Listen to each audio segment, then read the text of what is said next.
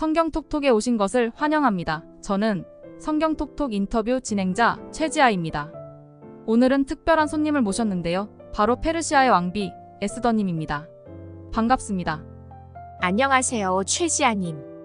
그리고 성경톡톡 시청자 여러분, 저를 이렇게 초대해 주셔서 정말 감사합니다. 먼저 에스더님이 살고 계시는 곳이 어디신지 말씀해 주시겠어요? 저는 기원전 5세기경 페르시아 제국의 아하수에로 왕이 통치하는 곳에 살고 있습니다.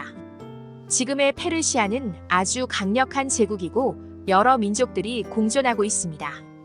유대인들은 그곳에서 소수로 살아가고 있고 종종 차별을 받기도 합니다. 왕비님이 되시기 전에는 어떤 삶을 사셨는지 궁금해요. 조금 소개해 주실 수 있을까요? 저는 본래 유대인으로 부모님을 일찍 여의고 사촌 모르드게의 보살핌을 받으며 자랐어요. 평범한 삶을 살던 중에 왕후를 뽑는 행사에 참여하게 되었죠. 평범한 소녀에서 페르시아의 왕비가 되시다니 놀라운 이야기네요. 왕궁 생활은 어떠셨나요? 처음에는 낯설고 두려웠지만 점차 적응해 나갔어요. 하지만 제 민족의 정체를 숨겨야 했기에 항상 마음 한켠이 무거웠습니다. 아하수에로 왕에게는 왕비가 있었던 걸로 알고 있는데 유대인으로서 어떻게 왕비가 되셨는지 궁금합니다. 맞습니다. 아하수에로 왕은 원래 와스디라는 왕비가 있었어요. 하지만 와스디 왕비가 왕의 명령을 거부하면서 왕비의 자리를 잃게 되었죠. 이후 왕이 새로운 왕비를 찾게 되었고 그 과정에서 제가 선택되었습니다. 제가 유대인임을 숨기고 있었기 때문에 왕은 제가 유대인이라는 사실을 모르고 저를 왕비로 세우게 되었어요. 아, 그랬군요. 에스더님이 아름다우셔서 왕비로 뽑히신 것 같아요. 칭찬해 주셔서 감사합니다, 최지아님. 제 외모도 한 이유였을지 모르지만 제가 왕비가 된 것은 단순히 아름다움 때문만은 아니라고 생각해요. 하나님의 계획이 있었고 그 계획 안에서 제가 이 자리에 오르게 되었다고 믿습니다. 아, 네, 결론적으로는 그렇다는 말씀이시죠? 네, 맞습니다. 겉으로는 외모로 인해 선택된 것처럼 보일 수 있지만 그 뒤에는 하나님의 더 큰 계획이 있었다고 믿습니다. 결국 제가 왕비가 된 이유는 유대 민족을 구하기 위한 하나님의 뜻이었죠. 네, 그럼 다른 질문을 드리겠습니다. 아하수에로 왕은 그 당시 세계를 장악한 강력한 제국의 왕이셨잖아요. 왕이 두렵거나 그러지는 않으셨나요? 네, 두려웠습니다. 왕 앞에 나서는 것은 언제나 목숨을 걸어야 하는 일이었으니까요. 특히 왕의 권위는 절대적이었기 때문에 언제나 긴장감이 있었습니다. 왕궁에서 지내시는 것이 편하지만은 않으셨겠어요? 네, 왕궁 생활이 항상 편하지는 않았어요. 화려하지만 그 안에는 많은 정치적 갈등과 긴장감이 있었습니다. 그리고 저는 제 정체를 숨기고 살아야 했기 때문에 항상 불안함이 있었죠. 그렇게 마음이 불편한 생활 중에 큰 사건이 일어나죠. 어떤 일이 있었나요? 네, 하만이 유대 민족을 몰살하려는 음모를 꾸몄습니다.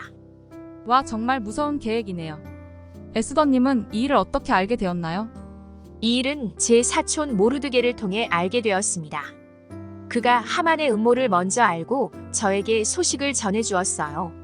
모르드게는 그 사실을 어떻게 알게 되었다고 하던가요? 모르드게는 왕궁 문 앞에서 일하면서 궁정 내에서 일어나는 많은 정보를 접할 수 있었어요. 하만이 유대 민족을 몰살하겠다는 음모를 꾸몄을 때 그 소식을 들은 모르드게가 바로 저에게 알려주었죠. 네, 그런데 궁전문직인 모르드게가 하만의 음모를 알게 되었다는 것이 잘 이해가 안 가요. 하만은 고위 관료였잖아요. 네, 맞습니다. 하만은 고위 관료였기 때문에 그의 음모를 아는 사람이 많지 않았죠. 하지만 모르드게는 왕궁의 문 앞에서 일하면서 왕실 내에서 일어나는 소식을 들을 기회가 많았고 그를 통해 하만의 계획을 알게 되었습니다. 궁중 내에서는 종종 중요한 정보가 빠르게 퍼지기도 했고 그렇게 하만의 음모가 모르드게의 귀에 들어간 것입니다. 아, 그렇게 된 것이군요. 세상에 비밀은 없다고 하더니 하만의 계획이 유출된 것이네요. 맞아요. 세상에 비밀이란 없다고들 하죠. 하만은 자신의 계획이 완벽하다고 생각했겠지만 결국 그 음모가 밖으로 새어나가게 되었어요. 모르드게가 그 소식을 듣고 저에게 알려주었고 이를 통해 우리는 하만의 계획을 막을 수 있었던 거죠. 지금 에스더님이 하만의 계획을 막으셨다고 하셨는데요. 어떻게 막으셨는지 구체적으로 말씀해 주실 수 있을까요? 네, 그때 저는 왕 앞에 나아가 사실대로 말하려고 결심했어요. 저는 정말 큰 두려움 속에 있었습니다. 왕 앞에 나아가는 순간 모든 것이 저에게 달려 있었어요. 왕이 저를 받아들이지 않으면 그 자리에서 목숨을 잃을 수도 있었죠. 제 발이 왕 앞에 닿을 때까지 심장이 빠르게 뛰고 숨이 가빠졌어요. 제 민족이 살고 죽는 문제가 왕의 결정에 달려 있었기 때문에 그 압박감은 이루 말할 수 없었습니다. 그러나 두려움 속에서도 저는 왕 앞에 섰습니다. 손이 떨릴 정도로 긴장이 됐지만 해야 할 일이 분명했기에 진실을 말했습니다. 다행히 왕이 저의 청을 받아들이고 하만의 음모를 밝히게 되었죠. 왕에게 하만이 꾸민 음모를 이야기할 때 저도 모르게 목소리가 떨렸어요. 하만이 저와 제 민족을 몰살하려고 했다는 사실에 왕은 크게 분노하셨습니다. 제가 유대인임을 밝히고 하만이 우리를 죽이려 했다고 말하자 왕의 표정이 굳어졌어요. 결국 하만은 그가 지은 교수대에서 처형당했고 저는 제 민족을 구할 수 있었습니다. 왕에게 나아가는 것은 생명을 걸어야 하는 일이었는데 그 용기의 원천은 무엇이었나요? 믿음이었습니다. 이 자리에 제가 있는 것은 어떤 이유가 있을 것이라고 생각했어요. 내가 왕후가 된 것이 이때를 위함이 아닌가라는 생각이 용기를 주었죠. 네, 많이 힘드셨겠어요. 그래도 해내셨네요. 대단한 일을 하셨어요. 그리고 에스더님이 왕 앞에 나가기 전 금식을 했다고 들었는데요. 맞습니까? 네, 맞습니다. 왕 앞에 나가기 전에 저뿐만 아니라 제 주변 사람들과 유대인들이 함께 금식했어요. 저는 모르드게에게도 그 사실을 알리고 모든 유대인들이 3일 동안 금식하며 기도하도록 부탁했습니다. 그 3일 동안 아무것도 먹지 않고 오직 기도로 마음을 다잡았어요. 그 시간 동안 제게는 많은 생각과 두려움이 있었지만 마음을 가다듬고 결심을 확고히 할 수 있었습니다. 그런 준비가 없었다면 왕 앞에 나서는 용기를 내지 못했을 거예요. 아, 그래서 그 유명한 말 죽으면 죽으리라라는 명언이 탄생되었군요. 맞아요. 그 유명한 말이 바로 그때 나온 겁니다. 죽으면 죽으리라는 마음으로 제 목숨을 걸고 왕 앞에 나아가기로 결심했어요. 저는 제 민족을 구하는 일에 모든 것을 걸었고 그 결심이 없었다면 하만의 음모를 막을 수 없었을 거예요. 그때 그 결단이 저에게는 마지막 선택이었죠. 결국 왕의 마음을 움직여 민족을 구하셨는데 그때의 감정은 어땠나요? 말로 표현하기 어려울 만큼 기뻤어요. 신의 섭리에 감사했고 제 작은 행동이 큰 변화를 가져올 수 있다는 것을 깨달았죠. 이야기를 듣고 보니 에스더님이 처했던 상황을 더 잘 이해하게 되었습니다.